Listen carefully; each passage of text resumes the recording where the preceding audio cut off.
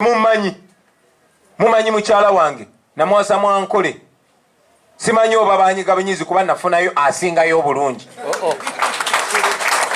Ne mukyala wange Nawasa Munyankole era abantu b'Omwankole balungi nnyo, bantu bakitiibwa nnyo, wadde Museveni afubye okubambaza ebisooto bye abalwanyise entalo ze naye bantu balungi nnyo, banyaniriza nnyo. Naye kubanga Kerenda liva ku Lubaya, mutabani wa Museveni yali akozeko ne tweet ng'anvumirira olw'okuwasa Munyankole bwe nali nnyina mwebuuzaako.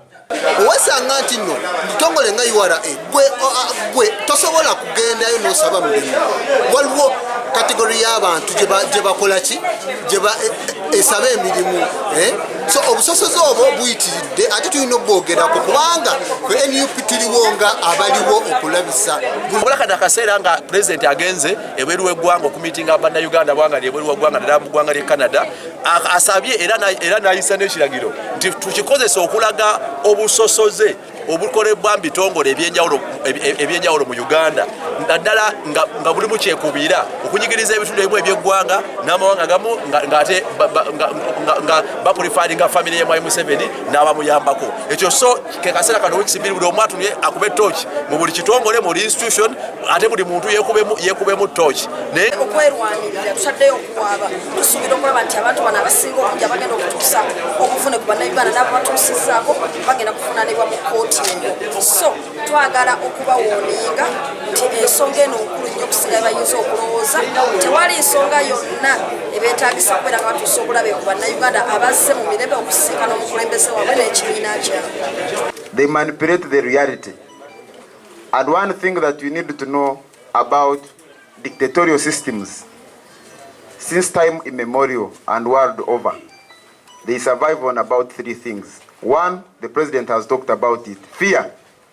Fear is the greatest wall that stands between the people and the dictator. Once that wall is brought down, you will see the dictatorship crumbling. Number two is manipulation of the population, and he has talked about it.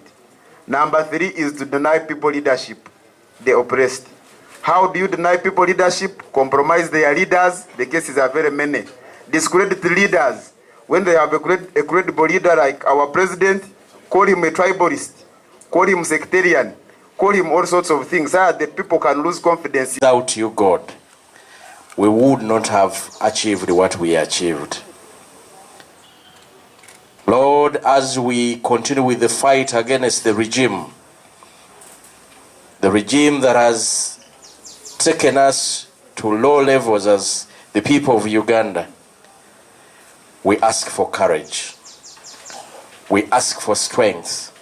We ask for your directions, because we know we are doing a job commissioned by you. You want this regime out of Uganda.